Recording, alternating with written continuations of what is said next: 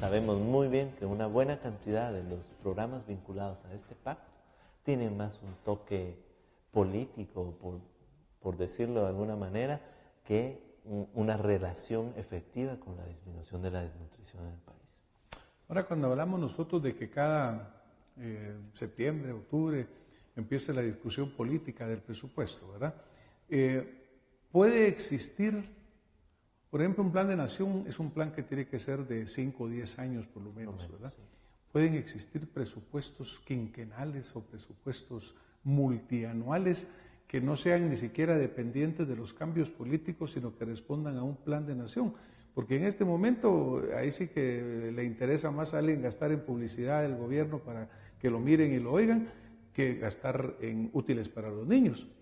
Sí. ¿Puede esto plantearse como una solicitud ciudadana de decir, miren señores, hagan un presupuesto muy técnico que responda a las necesidades del país? Bueno, tendríamos que reformar algunas leyes, ¿verdad? La ley orgánica del presupuesto y quizá la propia Constitución de la República, pero hay ejemplos muy sanos de países en donde se hacen presupuestos para 5 años. Uruguay es uno de esos ejemplos. Guatemala tiene esfuerzos en presupuestos multianuales, pero que en realidad al presentar el año 2014 se presenta 2015 y 2016, pero solo son una mera referencia, no son un norte a seguir. Tiene que ver con lo que discutíamos en el programa anterior sobre ese divorcio entre la planificación y la presupuestación, que al final, mientras la planificación va dictando qué falta por hacer, el presupuesto en realidad lo que nos está diciendo es lo que se puede hacer hoy. Y no hay ningún esfuerzo político, porque al final el presupuesto es un instrumento político, pero no tiene el esfuerzo de llegar a consensos que permitan cambiar la realidad de ese presupuesto tan magro y tan débil hoy. Si realmente tuviéramos un plan de nación, ese plan de nación tiene que reflejarse en presupuestos que tengan un consenso político y que todos sepamos que aunque cambie el gobierno, las inversiones por la nutrición son inversiones de Estado, no son inversiones para que quede bien el presidente actual, son inversiones para salir de esta dinámica nociva en la que vive Guatemala, en donde podemos soñar con una Guatemala distinta, pero si no erradicamos la ignorancia, la enfermedad y la desnutrición, estamos destinados a ser la misma Guatemala que hemos sido hoy. Bueno, por ejemplo, todos estos programas asistenciales con las diferentes bolsas de un color o del otro, realmente deberían de ser soluciones temporales ante crisis, ¿no? Claro.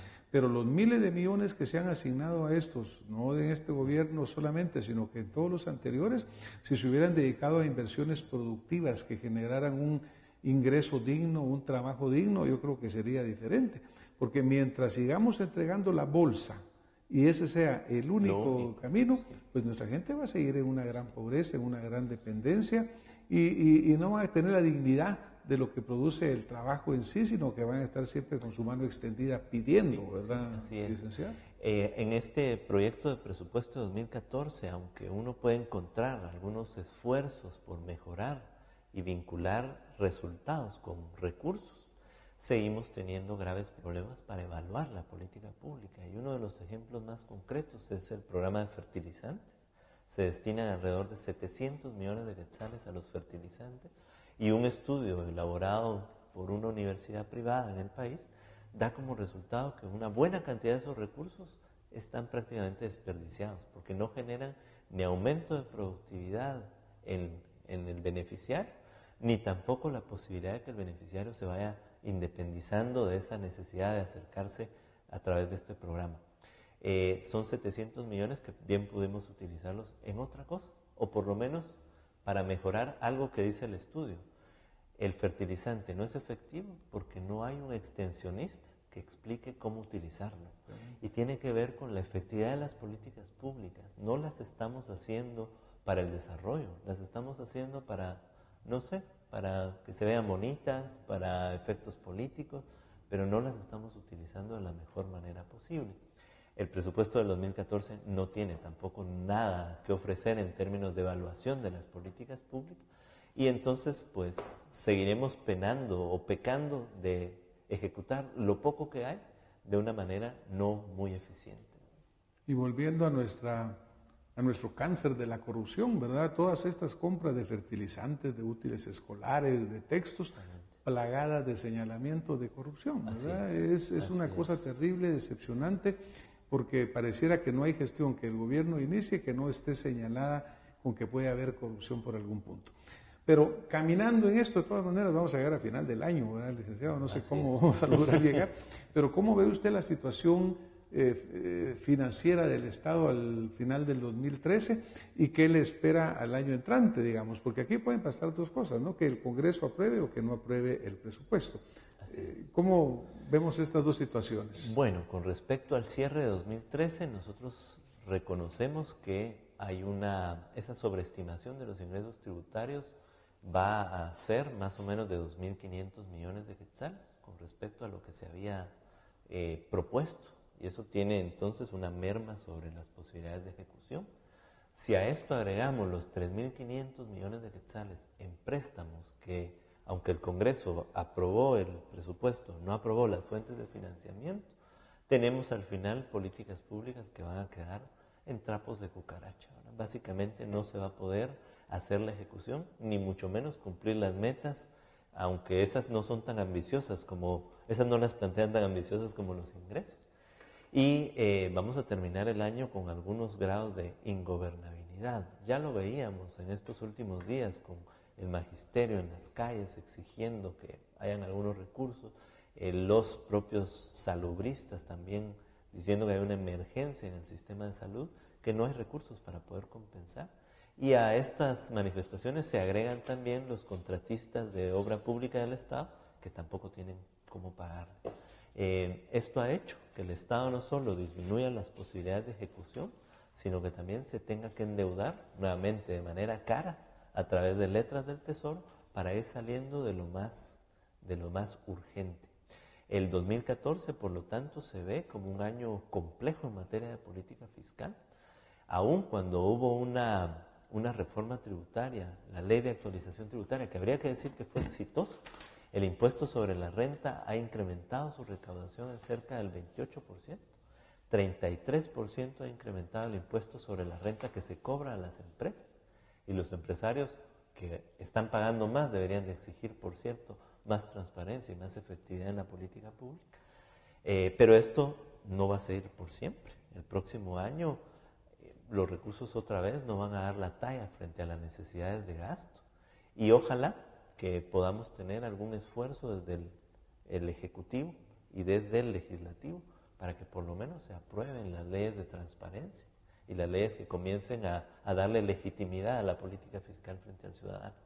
Anticipamos nosotros que vamos a tener a los salubristas en las calles antes de junio, que junio es el mes en el que suele darse el final de las posibilidades de ejecutar gasto público en este subsistema de salud. Y también hay enormes desafíos en materia de cobertura educativa y de calidad que no se van a poder cumplir el próximo año. Lo que más bien reiteramos, y contrario a lo que dice la propaganda oficial, no importa si fueron promesas o compromisos asumidos, lo cierto es que no se van a poder concretar con este presupuesto.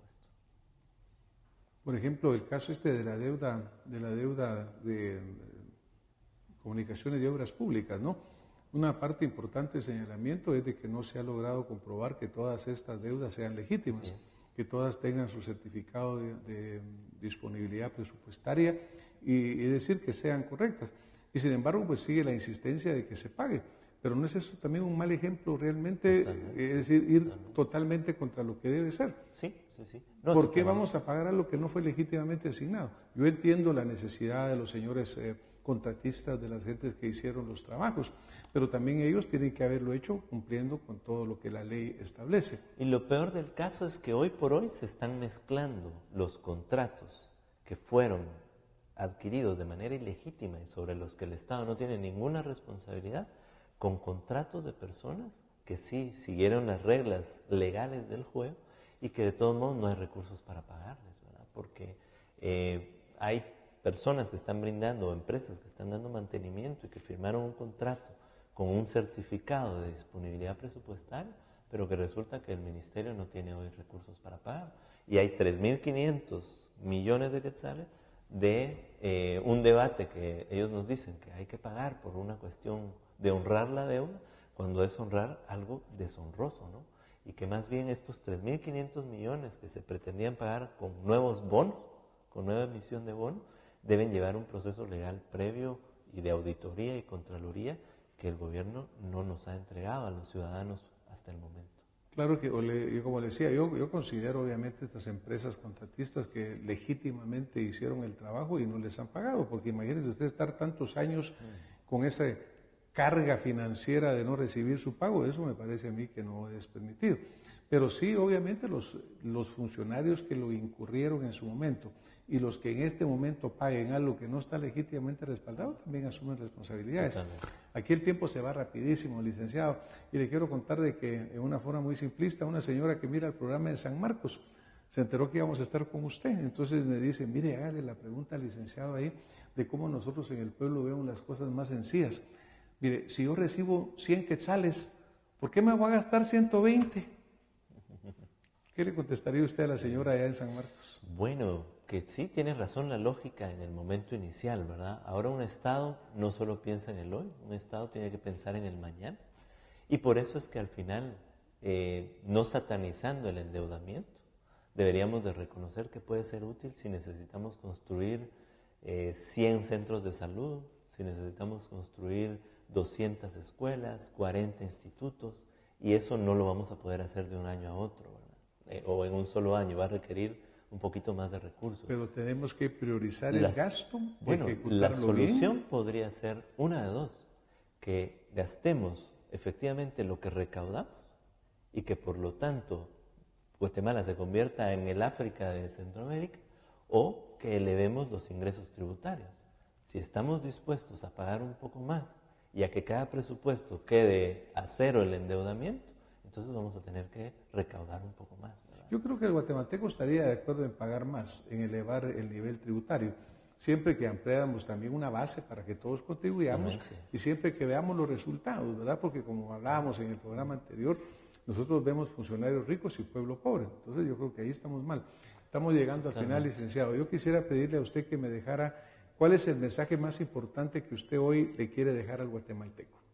Bueno, muchas gracias. Me gustaría decir que un país distinto es posible, pero es posible con una política fiscal diferente, una política fiscal que sea transparente, que se base en metas, que se base en objetivos, que se base en las posibilidades y en nuestras ideales de construir una Guatemala distinta.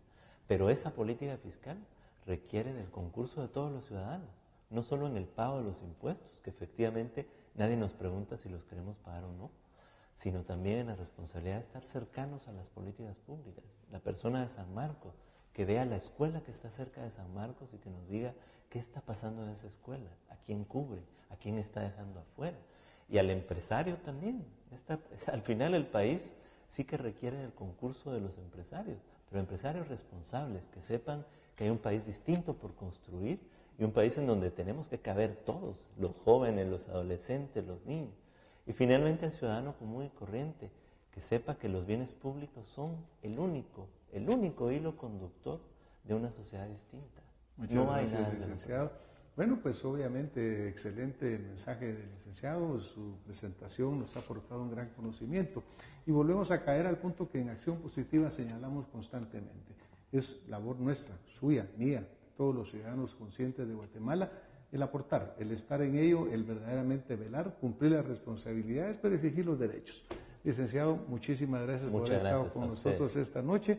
Y a ustedes, gracias y nos vemos la próxima semana con más Acción Positiva. Muy buena noche.